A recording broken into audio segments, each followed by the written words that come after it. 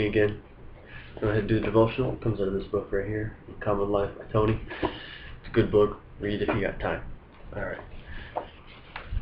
Devotion for June 19th comes from Genesis 1:31 to chapter 2, verse 3. It says, "Then God overlooked all he made, and he saw that it was very good. So the creation of the heavens and the earth and everything in them was completed. On the seventh day, God had finished his work of creation, so he rested from all his work. And God blessed the seventh day and declared it holy, because it was the day when he rested from all his work of creation." The uncommon key at the bottom says, don't let a day go by without naming at least one of God's blessings in your life. The evidence is all around you. Start with his creation, then move on to your family. It won't take long for you until you lose count. So the word today is basically just talking about understanding your blessings. Because we go through this life and we could become accustomed to what we have that's actually a gift, and we lose sight of how precious it actually is to us in our life. And we keep going through day by day by day, and then we realize, it's a poor choice of words, but kind of like grow stale.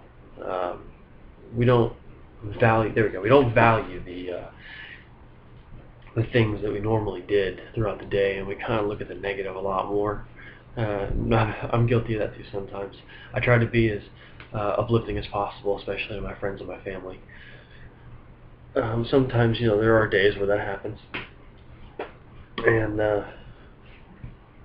what you need to do is just kind of take a step back every once in a while, and just like it said, just sit down at your desk, sit down in your living room. Go look up the stairs in your hallway for pictures of your family, and just think of all the good times you had, and then think of all the things you have that God gave you, and like how you used them, and how precious your family is to you, and the times that you had together, whatever it may be.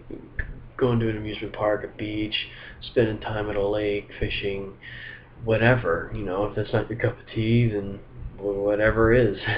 There is blessings in your life, and you just keep thinking on those things, and eventually you're not going to be able to remember them all, because so many of them happen that you're just going to lose count. So you just got to keep in mind that God has given you so much. Like his word said, on the seventh day he realized all that he created, and there was nothing else he needed to create. So he made the seventh day a day of blessing, a holy day, where he sat back and looked at his creation and realized all the great things that he had done. So why don't we do the same thing? Take a step back and see all the great things God's done for us, and all the things you've done together as a family, or with friends, or with whatever. Take that time. It's extremely important to take that time. That way you don't grow up to be, in your Christian walk, to be stale, to be one of those Ebenezer Scrooges, so to speak, all crabby and, the kind. Let's just put it that way. But it's important to be cheerful with what you have and be happy with what you have. Because if you're not happy with what you have, you don't consider it a blessing, God can't give you more, because he knows you're not taking care of what he gave you now. You're not thankful for it. So be thankful for what you have now, and then you can expect more. But the point of today is being an encouragement to those. If someone's having a really down day, try and be there for them and help them realize all the great things they actually have. Everyone has a blessing, regardless of the situation you're in. And I've been pretty down times, and I've always been able to pick out blessings in my life that I've never been able to explain, other than the fact that God had favor on me, and I'm very thankful for it. So keep that in mind for your life, and help others in their life today. And that's all I got for you. Have a great day, guys.